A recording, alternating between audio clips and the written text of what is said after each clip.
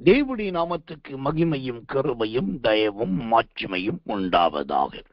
இந்த காலை வேளையிலே இருக்கிறதான கொஞ்ச சமயத்துல ஒரு 5 வார்த்தைகளை உங்களோட கூட சொல்லும்படியாய் கர்த்தரால் நான் தேவைப்படுகிறேன். முதலாவது, இந்த சங்கீதங்களின் புஸ்தகம் 34 சங்கீதம் 6, 7, 8, 9 மற்றும் 10வது வசனங்கள். இந்த சங்கீதம் 34 6 முதல் 10 வரைக்கும் வாசிக்கும் போது அதுல 5 முக்கியமான பெயர்களை, நாமங்களை அல்லது அடையாளத்தை பார்க்கலாம்.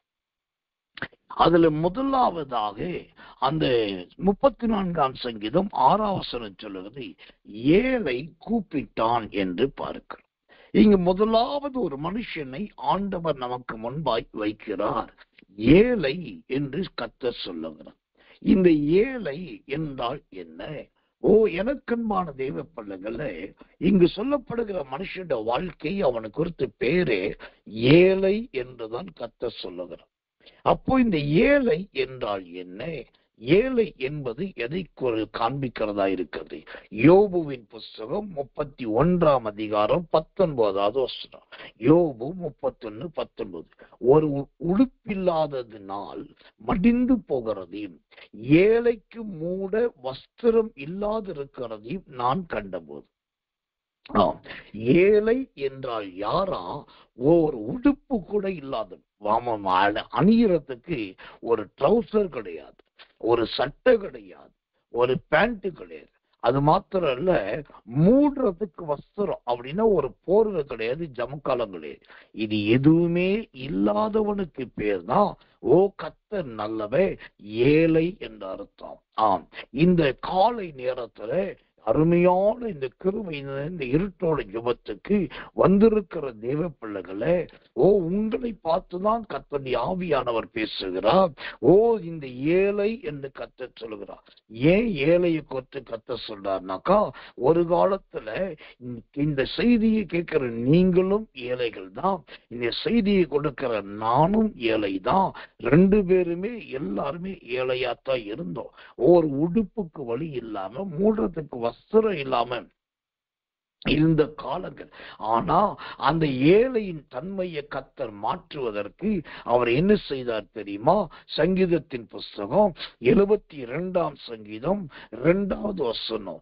சங்கீதம் 72:2 சொல்றது, அவர் உம்முடைய ஜனங்களை நீதியோடும் உம்முடைய ஏழைகளை நியாயத்தோடும் விசாரிப்பார். எனக்கன்பான தேவ பிள்ளைகளே, ஆண்டவர் உங்களையும் என்னையும் விசாரித்தபடினால்தான் நம்முடைய ஏழ்மை என்பது மாறி போனது, நம்முடைய ஏழ்மை என்பது மறைந்து போனது. அவருடைய விசாரிப்பு நம்முடைய ஏழ்மையை இல்லாமல் பண்ணு. இதுதான் உண்மை. ஒரு காலத்துல ஏழையா இருந்தோம், இன்னைக்கு ஏழையா இல்லை. காரணம், கர்த்தர் நம்மளை விசாரித்தா.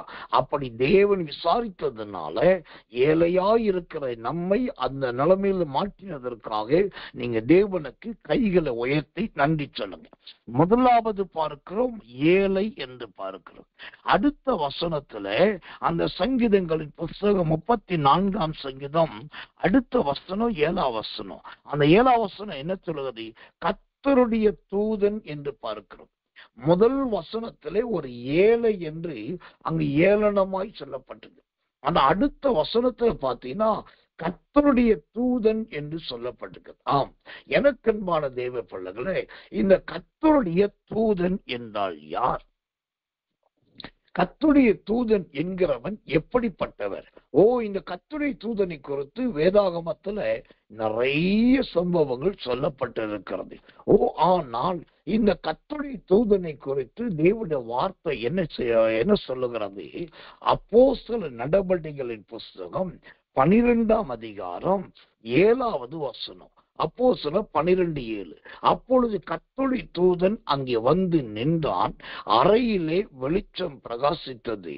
அவன் பேதுருவை விழாவிலே தட்டி, சீக்கிரமாய் எழுந்திரு என்று அவனை எழுப்பினான். உடனே சங்கிலிகள் அவன் கைகளிலிருந்து விழுந்தது. ஆரம்பத்தில் ஏழையாய் இருந்தீர்கள். இப்போ உங்க ஜீவியத்துல இரண்டாவது கர்த்தர் யார் அனுப்புறார்னா கர்த்தருடைய தூதனை அனுப்புகிறார். இந்த கர்த்தருடைய தூதன் என்றால் என்ன அர்த்தம்? அதுக்கு அப்போஸ்தலர் 12:7 சொல்லுகிறது, அவன் சிறைப்பட்டவர்கள், சிறைச்சாலையில் இருக்கிறவர்கள், சிறைச்சாலை போல வருத்தம் வேதனையில் இருக்கிறவர்களுக்கு பக்கத்துல வந்து நிற்கக்கூடிய தூதன் தான் கர்த்தருடைய தூதன். திரும்ப சொல்றேன், சிறைச்சாலையிலே சிறைப்பட்டு அல்லது சிறைச்சாலை போல நிறுக்கப்பட்டு ஒடுக்கப்பட்டு ஒரு விடுதலையற்று யாரெல்லாம் காணப்படுகிறார்களோ அவங்க பக்கத்துல வந்து நிற்கிறவன் தான் இந்த கர்த்தருடைய தூதன். இரண்டாவது என்ன நடக்கிறது? இந்த கர்த்தருடைய தூதன் வருகிற இடத்துல நல்ல வெளிச்சம் உண்டாகி வெளிச்சம் அருமையாய் பிரகாசிக்கிறது. மூன்றாவது என்ன நடக்கிறது? அவனுடைய உடனே சங்கிலிகள் அவன் கைகளிலிருந்து விழுந்தது. கர்த்தருடைய தூதன் என்று சொன்னா சிறைச்சாலை போன்ற அடிமைத்தனத்தில் இருக்கிற ஒரு மத்தியில வந்து நிற்கிறவர் தான் கர்த்தருடைய தூதன். இரண்டாவது, அவர் நல்ல அறையில் இருக்கிற இடங்களிலே அறையிலே நல்ல வெளிச்சத்தை பிரகாசிப்பிக்கிறவர். மூன்றாவது, எல்லா சங்கிலிகளை அறுக்கிறவர். இந்த கிருபையுள்ள தேவ செய்தியை கேட்கிற தேவ பிள்ளையே, ஆரம்பத்தில் உங்க ஏழ்மையை கர்த்தர் துரத்தினார். இரண்டாவது, கர்த்தருடைய தூதனை அனுப்பி கர்த்தர் நல்லவர் உங்களை சாட்சியாய் நிறுத்தினார். உங்கள் மூலமாக தேவனுடைய ஆவியானவர் நிறைய பேருக்கு வெளிச்சம் கொடுக்கிற பாத்திரங்களாய் உங்களை மாற்றி இருக்கிறார். நல்லா தெரிந்து கொள்ளுங்க, நீங்க யாருமே சாதாரணமானவர்கள் கிடையாது, பிரயோஜனம் அற்றவர்கள் கிடையாது, சோத்திரம் மற்ற தேவனுக்கு தேவையில்லாதவர்கள் கிடையாது. உங்களை கொண்டுதான் தேவனாகிய கர்த்தர் அப்போஸ்தலர் 12:7 நிறைய குடும்பங்களிலே வெளிச்சத்தை கர்த்தர் கொடுக்கிறார். அதோடு கூட சங்கிலிகள் அருந்து விழுந்ததை போல அநேகரை விடுவிக்கிற பாத்திரமாய் கர்த்தர் உங்களை மாற்றுகிறார். அப்போ உங்க ஏழ்மை மாறுகிறது. இரண்டாவது, கர்த்தருடைய தூதனை போல ஆண்டவர் நிமிர்ந்து நடக்க பண்ணுகிறது, நிமிர்ந்து நிற்க பண்ணுகிறதும் செய்து உங்க மூலமா தேவன் தம்முடைய ஜனங்களுக்கு விடுதலையை கொடுக்க போகிறார். ஒரு கர்த்தருடைய தூதன் வந்ததுனால ஒரு பேதுரு விடுவிக்கப்பட்டா, அந்த ஒரு பேதுரு விடுவிக்கப்பட்டதுனால மார்க்கு என்று மறுபெயர் கொண்ட யோவானை வீட்டார் சந்தோஷப்பட்டாங்க. யூதர்களில் ஒரு கூட்டம் சந்தோஷப்பட்டது. இதெல்லாம் எதனால? அந்த கர்த்தருடைய தூதர்களினால். இந்த நாள் முதல் உங்க குடும்பத்திலே, உங்க ஜீவியத்துல, உங்களுடைய எல்லா ஆவிக்குரிய காரியத்துல இந்த கர்த்தருடைய தூதருடைய கிரியை மகிமையா இருக்கும். அந்த 7ஆம் வசனமே சொல்லுது பாருங்க. சங்கீதம் 34:7 என்ன சொல்லுது? கர்த்தருடைய தூதனை குறித்து, அவருக்கு பயந்தவர்களை சூழ பாளையம் இறங்கி அவர்களை விடுவிக்கிறார். தேவனாகிய கர்த்தர் உங்க குடும்பத்துல இந்த கர்த்தருடைய தூதர்களை அனுப்பி அவர் விடுவிக்கிறதை பார்ப்பீங்க. பேதுரு சிறைச்சாலை விடுவிக்கப்பட்டதை போல நீ ஒவ்வொரு நெருக்கத்திலிருந்து விடுவிக்கப்படுவீங்க. இதுதான் கர்த்தர் கொடுக்கிற இரண்டாவது திவ்ய வார்த்தை. முதலாவது ஏழை, இரண்டாவது கர்த்தருடைய தூதர். மூன்றாவது வார்த்தை பாருங்க, அந்த சங்கீதத்தின் புஸ்தகம் 34ஆம் சங்கீதம் 8ஆம் வசனம் சொல்லுது, கர்த்தர் நல்லவர் என்று சொல்லுது. கர்த்தர் நல்லவர். கர்த்தருடைய நாமத்துக்கு மகிமையும் கிருபையும் தயவும் உண்டாவதாக. இந்த கர்த்தர் நல்லவர் என்கிற சொல்கிறோம் அருமையான வார்த்தை வேதாகமத்துல சில இடங்களில் மட்டும்தான் இருக்கிறது. ஆனால் அதை அறிந்த உணர்ந்த நல்ல தேவ பிள்ளைகளுக்கோ அது ஒரு விலையேற பெற்ற வார்த்தை. அப்போ இங்க மூணாவது கர்த்தர் என்ன சொல்றாரு? முதலாவது ஏழையா இருந்த உங்க ஏழ்மையா மாற்றினேன். இரண்டாவது ஆவிக்குரிய ஜீவித்தில் இருளை நீக்கி சங்கிலி அறுத்து உங்களை விடுதலையாக்கினேன். மூணாவது கர்த்தர் சொல்றாரு, அந்த சங்கீதம் 34:8 வசனம் சொல்லுது, கர்த்தர் நல்லவர் என்று சொல்லுது. அப்ப கர்த்தர் நல்லவர் என்றால் யார்? கர்த்தர் நல்லவர் என்றால் சரியான அர்த்தம் என்ன? புலம்பலின் புஸ்தகம் 3ஆம் அதிகாரம் 25ஆம் வசனம், புலம்பல் 3:25 சொல்லுது, தமக்கு காத்திருக்கிறவர்களுக்கும் தம்மை தேடுகிற ஆத்துமாவுக்கும் கர்த்தர் நல்லவர். ஆமென். எனக்கன்பான தேவ பிள்ளைகளே, சொல்கிறோம், ஏழையாய் இருக்கிறவர்களை மாற்றி கர்த்தருடைய தூதர்களாய் உருவாக்கி அந்த கர்த்தருடைய தூதர்களை இருக்கிறவர்களை கொண்டு அநேகரை விடுவித்து, மூன்றாவது இவர்கள் கர்த்தருக்கு நல்லவர்களாய் மாறுகிறார்கள். அந்த கர்த்தருக்கு நல்லது என்றால் என்ன அர்த்தம்? புலம்பல் 3:25 சொல்லுகிறது போல, கர்த்தருக்கு காத்திருக்கிறவர்கள் யார்? யார் யாரை கர்த்தரை அதிகமா தேடுகிறார்கள்? இந்த கர்த்தருக்கு காத்திருக்கிறவர்களுக்கும் கர்த்தரை தேடுகிறவர்களுக்கும் அவர் நல்லவராகவே இருப்பார். தேவனுக்கு மகிமை உண்டாகும். அது மாத்திரமல்ல, நாகும் தீர்க்க தரிசனத்தின் புஸ்தகம் 1ஆம் அதிகாரம் 7வது வசனம், நாகும் 1:7 சொல்லுது, கர்த்தர் நல்லவே, இக்கட்டு நாளிலே அரணான கோட்டை, தம்மை நம்புகிறவர்களை அறிந்திருக்கிறார். அப்ப கர்த்தர் நல்லவர் என்று சொன்னா, முதலாவது அவருக்கு காத்திருக்கிறவர்களுக்கு அவர் நல்லவர், இரண்டாவது அவரை நம்புகிறவர்களுக்கு அவர் நல்லவர். ஆமென். எனக்கன்பான மிகவும் அன்புக்கும் பிரியத்துக்கும் காரணமான அன்பு சகோதரரே, எனக்கு அன்பான சகோதரியை கவனிங்க. நீங்க எந்த அளவுக்கு காத்திருக்கீங்க? மாத கணக்கா காத்துட்டு இருக்கீங்களா? வார கணக்கா காத்துட்டு இருக்கீங்களா? எந்த நேர கணக்கா காத்துட்டு இருக்கீங்க? ஆனா அந்த காத்து கொண்டிருக்கிற உங்களுக்கு தான் ஆண்டவருடைய ஆவியானவர் தெளிவாய் சொல்லுகிறார், கர்த்தர் நல்லவே. கர்த்தர் நாகும் 1:7 வசனத்தின்படி, நீங்க அவருக்கு காத்திருந்தது நிமித்தம் உங்கள் இக்கட்டு நாளில் தேவனே உங்களுக்கு அடைக்கலமாய் வரப்போகிறார். கர்த்தர் நல்லவே. காரணம், நீங்க தேவனை நம்புகிறீர்கள். அந்த நம்புகிறதை ஆண்டவர் அறிந்திருக்கிறார். அவரை நம்புகிறவர்களுக்கு அவர் உதவி செய்கிறவர். அவரை நம்புகிறவர்களுக்கு அவர் நல்லவராய் இருக்கிறவர். அப்போ இந்த காலை வேளையிலே என் தேவனாகிய கர்த்தர் சுதந்திரம் இக்கட்டில் இருக்கிற உங்களை விடுவித்து காத்திருக்கிற அனுபவத்திலிருந்து அவர் நல்லவர் என்கிறதை ரூபகாரப்படுத்த போகிறார், ரூபிக்க போகிறார். உங்கள் இருதயம் ஸ்தூலிக்கவும் திருப்தி அடையவும் போகிறது. கர்த்தர் நல்லவர், கர்த்தர் நல்லவர். நான் சொன்னேன், இந்த சங்கீதத்துல 5 வார்த்தைகளை சொன்னேன். அதுல முதலாவது வார்த்தை ஏழை, 2வது வார்த்தை கர்த்தருடைய தூதன், 3வது வார்த்தை கர்த்தர் நல்லவர். இப்போ 4வது வார்த்தையை பார்க்கிறோம். கர்த்தருடைய நாமத்துக்கு மகிமையும் கிருபையும் தயவும் உண்டாவதாக. அந்த 4வது வார்த்தை என்ன சொல்லுது? சங்கீதத்தின் புஸ்தகம் 34ஆம் சங்கீதம் 9ஆம் வசனம் சொல்லுது, கர்த்தருடைய பரிசுத்தவான்களே. கர்த்தருடைய பரிசுத்தவான்களே. அப்போ முதல் ஒரு வேலை சோதர ஏழையா இருந்தவனை கர்த்தர் எடுத்து, 2வது கர்த்தருடைய தூதனுடைய வாழ்க்கையை கர்த்தர் கொடுத்து, 3வது நானே நல்லவர் கர்த்தரே நல்லவர் என்கிற அந்த சத்தியத்தை கொடுத்து, இப்போ ஆண்டவர் என்ன செய்கிற அவர்களை கர்த்தருடைய பரிசுத்தவான்களாய் மாற்றுகிறார். இதுதான் இங்கு கவனிக்க வேண்டிய அருமையான ஒரு சத்தியம். பரிசுத்தவான்களாய் ஆண்டவர் மாற்றுகிறார். எனக்கன்பான தேவ பிள்ளைகளே, அப்போ இந்த கர்த்தருடைய பரிசுத்தவான்களே அப்படின்னா என்ன அர்த்தம்? கர்த்தருடைய பரிசுத்தவான்களே என்பது எதை குறிக்கிறதா இருக்கிறது? ஒரு வசனத்தை வாசிக்கிறேன். கர்த்தர் நல்லவர், கர்த்தர் நல்லவர், கர்த்தர் நல்லவர். சொல்கிறோம், கர்த்தர் நல்லவர். சங்கீதத்தின் புஸ்தகம் சொல்கிறோம் 31ஆம் சங்கீதம் 23ஆம் வசனம். சங்கீதம் 31:23, கர்த்தருடைய பரிசுத்தவான்களே, நீங்கள் எல்லாரும் அவரில் அன்பு கூறுங்கள். உண்மையானவனை கர்த்தர் தற்காத்து இடும்பு செய்கிறவனுக்கு பூரணமாய் பதிலளிப்பார். இப்போ கர்த்தருடைய பரிசுத்தவான்கள் என்று பார்க்கிறோம். இந்த கர்த்தருடைய பரிசுத்தவான்கள் யாருன்னா, அவங்களை குறித்து 2 சாட்சிய கர்த்தர் சொல்றாரு.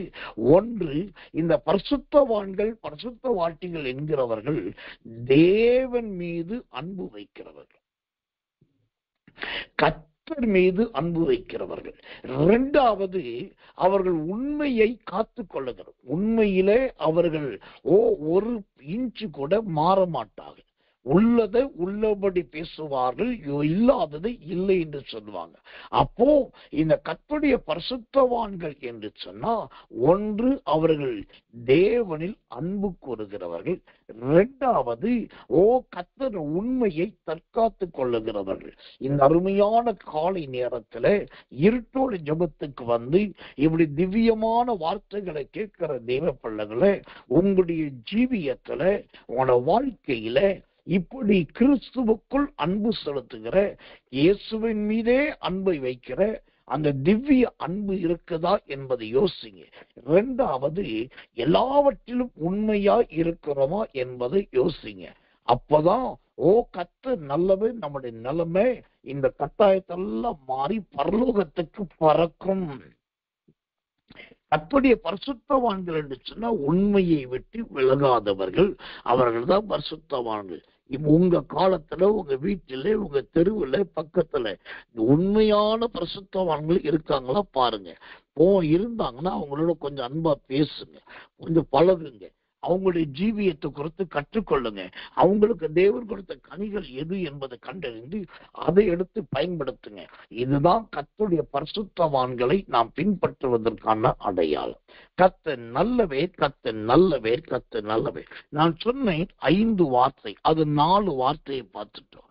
ஒன்று ஏழை என்ற வார்த்தை, இரண்டாவது கர்த்தருடைய தூதன் என்கிற வார்த்தை, மூன்றாவது கர்த்தர் நல்லவர் என்கிற வார்த்தை, நாலாவது கர்த்தருடைய பரிசுத்தவான்கள் என்கிற வார்த்தை, ஐந்தாவதாக ஆண்டவரால் கொடுக்கப்பட்ட ஒரே ஒரு வார்த்தையை நான் சொல்லி நான் சீக்கிரமாகவே கூட்டத்தை முடிக்கிறேன். அந்த சங்கீதத்தின் புஸ்தகம் 34ஆம் சங்கீதம் 10வது வசனம், சங்கீதம் 34:10 சொல்லுகிறது, சிங்கக்குட்டிகள் தாழ்ச்சி அடைந்து பட்டினியாய் இருக்கும், கர்த்தரை தேடுகிறவர்களுக்கோ ஒரு நன்மையும் குறைவுபடும், ஒரு நன்மையும் குறைவுபடாது. என்ன அருமையான ஒரு வார்த்தை பாருங்க. 5வது வார்த்தை, குறைவுபடாத ஒரு வாழ்க்கை. கர்த்தர் நல்லவர், கர்த்தர் நல்லவர், கர்த்தர் குறைவுபடாத ஒரு ஜீவியம். எனக்கன்பான தேவ பிள்ளைகளை, அந்த வசனம் ரொம்ப அழகா சொல்லுது, குறைவுபடாது. ஆமென். அப்ப ஆண்டவர் சொல்லிட்டாருனாக்கா அது அப்படியே நடக்கும், அது அப்படியே நிறைவேறும், அது அப்படியே சம்பவிக்கும். அதுல எந்த மாற்று கருத்துக்கும் இடம் இருக்கவே இருக்காது. கர்த்தர் நல்லவர், கர்த்தர் நல்லவர், கர்த்தர் நல்லவர். அப்போ இந்த குறைவுபடாது என்றால் என்ன? குறைவுபடாதது என்பது எதை குறிக்கிறதா இருக்கிறது?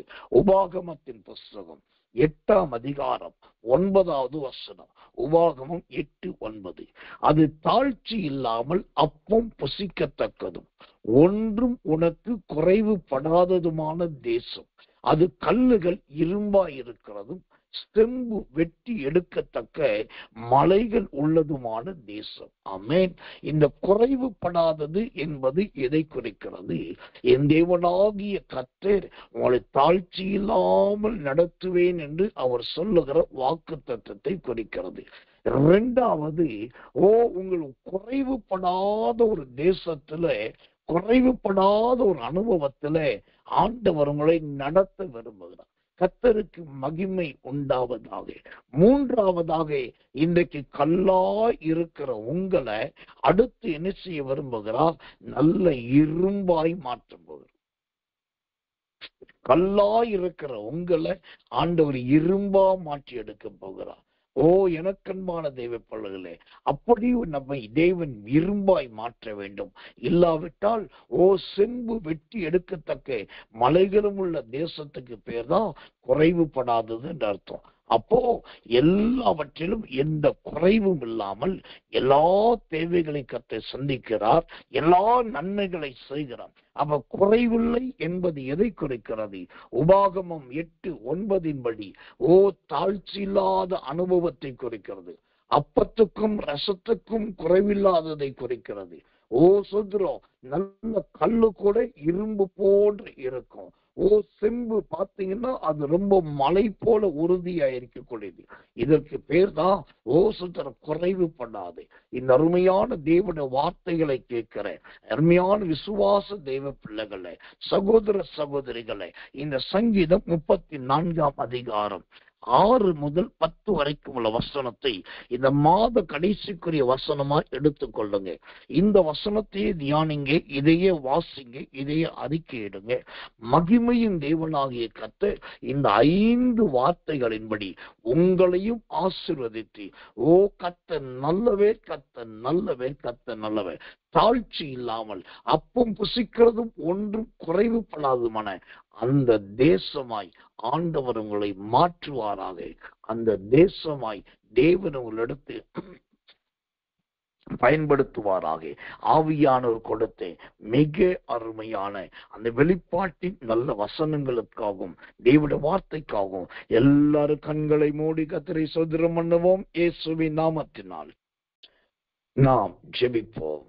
அன்புள்ள நல்ல பரம பிதாவே, நல்ல அருமையான இந்த காலை வேளையிலே நாங்கள் ஒருமித்து உங்களுடைய பொற்பாதத்தை முத்தம் செய்து உமக்கு நன்றி சொல்லுகிறோம். உடைய பெரிதான கிருபையினாலும் இரக்கத்தினாலும் தேவனாகிய கர்த்தர் முடிசூட்டி இன்றைக்கு நல்ல அதிகாரம் கொடுத்தார் என்ற தலையங்கத்தின் கீழாய் உமை துதிக்க ஸ்தோத்தரிக்க ஆண்டவர் வசன ஜபத்தினால் நிறைத்தீரே, அதற்காக ஸ்தோத்திரம். இரண்டாவதாக ஸ்தானாபதிகள், கண்காணிகள், பிரதானிகள், ஜாமக்காரர்களை குறித்து ஆவியானவர் இன்னைக்கு திடீரென்று பேசின மிக அற்புதமான தீர்க்க தரிசனங்களுக்காக ஸ்தோத்திரம். ஆவியானவர் கொடுத்த நல் வார்த்தைகளுக்காக ஸ்தோத்திரம். ஆவியானவர் எழுந்தருளினதற்காக ஸ்தோத்திரம். நீரே மகிமைப்பட்டதற்காக ஸ்தோத்திரம். அது மாத்திரமல்ல, இந்த சங்கீதம் 34ஆம் அதிகாரம் 6 முதல் 10 வரைக்கும் உள்ள வசனத்துல 5 காரியத்தை கர்த்தர் சொன்னீர். ஆண்டவரே, ஏழையா இருந்தோம் என்று சொல்லி அதை நீங்களாக்கினதற்காக ஸ்தோத்திரம். எங்க ஜீவியத்திலே கர்த்தருடைய தூதன் வந்து எங்களை விடுவித்ததற்காக ஸ்தோத்திரம். கர்த்தர் நல்லவராய் இருந்து கர்த்தர் நல்லவே, கர்த்தர் நல்லவே, உம்மை ருசித்து பார்க்க உதவி செய்தீர், அதற்காக ஸ்தோத்திரம். கர்த்தருடைய பரிசுத்தவான்களாய் எங்களை மாற்றி ஆண்டவரே உம்முடைய உண்மையிலே உறுதியாயிருக்க உதவி செய்தீரே, அதற்காக ஸ்தோத்திரம். ஆண்டவரே, ஒரு நன்மையும் குறைவுபடாது என்று சொன்னீரே. இன்றைக்கு இருட்டோடு ஜெபத்துக்கு வந்த, இந்த மாத கடைசி ஜெபத்துக்கு வந்த ஒவ்வொருத்தர் குடும்பத்துல எதுவுமே குறைவுபடக்கூடாது. எல்லாம் நிறைவாகட்டும், எல்லாம் பரிபூர்ணமாகட்டும், எல்லாம் சம்பூர்ணமாகட்டும். உடைய பிள்ளைகளை ஆசீர்வதிக்கிறேன். இந்த நாளில் உடைய பிள்ளைகள் போகிற வருகிற இடங்களிலே கர்த்தர் காத்துக்கொள்ளும். ரொம்ப முக்கியமாய் பகலின் உஷ்ணமான வெயில் அன்னோட பிள்ளைகளை, ஜனங்களை வெகுவாய் தாக்குகிறது ஐயா.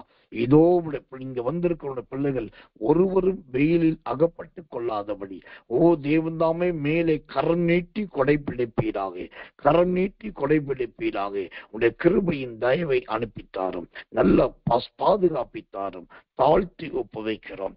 இயேசுவின் ரத்தம் ஜெயம். இயேசுவின் நாமத்தில் ஜெபிக்கிறோம் நல்ல பிதாவே. ஆமென், ஆமென், ஆமென்.